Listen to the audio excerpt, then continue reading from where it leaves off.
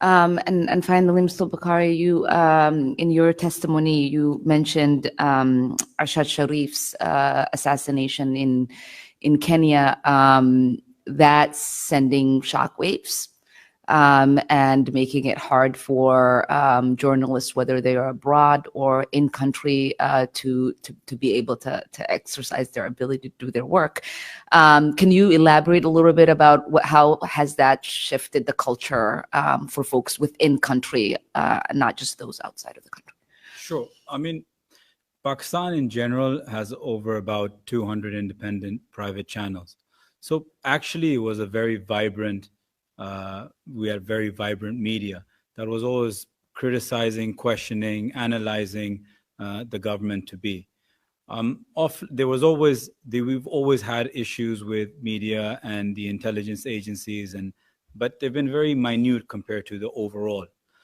This time you see all your top, after Arshad Sharif's death, you see all the top 5-10 journalists who are the best anchors in our country are either in exile or they've taken gardening leave sabbaticals. Kashif Abbasi is probably one of the biggest anchor. I think you met him in your last trip.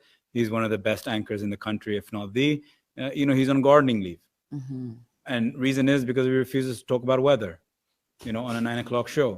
These are this. I'm being serious, and so this is what happens. We've got Dr. Moeen Pirzada, who's one of our most respected TV personalities. He's here in Pakistan and US. He can't go back, and this is happening now across the board. You'll see a lot of people moving towards these YouTube channels. Hence, last week you saw the magistrate court's order. I would just like to say, if I may, Congresswoman, is that when you asked Jared about what's coming, just recently, due to the 26th Amendment, our reserve seats were snatched away and stolen from us. Our reserve seats, believe it or not, are of women, are apportionment of what you have in Parliament. And despite the brutal rigging that we had in the 2024 election, the portion of what you win in the National Assembly, you get given reserve seats, which are for basically women and non-Muslims. Those were snatched all away from us. What's coming in the coming days or weeks is that you're going to see this government now is going to, and the military courts are going to convict even more MNAs, members of National Assembly, in the May 9th cases, in the garb of these May 9th cases. So we're probably going to end up losing another 20 to 30 seats in Parliament because they're going to be convicted for either 10 years or 10 years thingy. So we're going to have less of a majority, because despite all of this, we were the single largest party in Parliament still. So in the coming days, weeks, or months, you're going to see them try to decrease our number even further so that they can strengthen themselves. Really appreciate that, and I'd be remiss if I didn't mention this. I know that Mr. Sadiq Amani, you said that the Pakistani government was fighting us and fighting with the Taliban. It's actually the inverse is true. The Pakistani government was helping the United States fight its war in Afghanistan, and actually, I think took a lot of losses, not just in credibility with the Muslim world, who saw them as betraying their allegiance, but also created problems for them with terrorism in itself. So since you were concerned about us telling the truth in this committee, I just wanted to mention that. With that, Chairman, I yield back. Thank you very much. Just to conclude, as a pivot from this hearing, we will press hard for the religious freedom sanctions to see if that can be done. Raise all of these issues, obviously, with the administration. We'll do a letter, again, to the Pakistani leadership asking for Khan's and his wife's release and all the other prisoners, and pivot your testimonies as being another major wake-up call to Congress and the executive branch from totally responsible and incisive testimonies that you have provided. So I thank you for that. We'll get working on that letter. Any thoughts that you have as how we should draft it?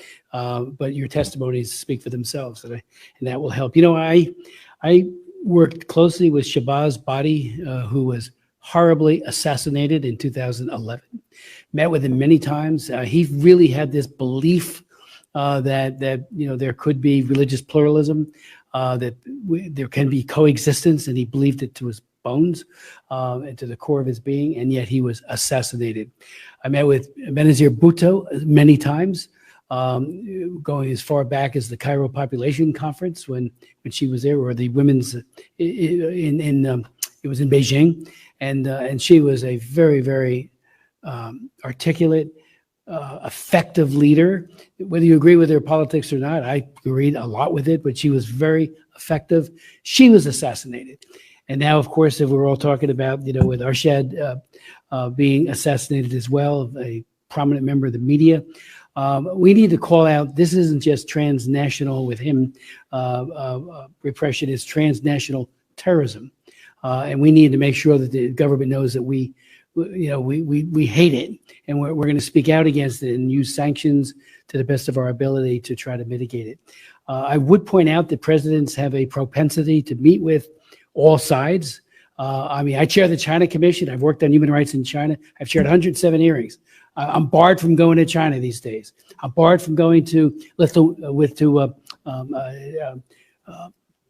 Minsk these days, Belarus, because of the Belarus Democracy Act, which I wrote in 2004, and have done 3 since.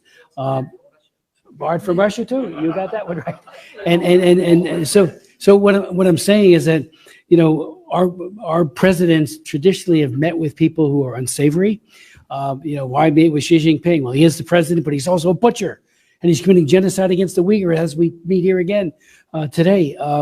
But you got to meet with him to fight with him.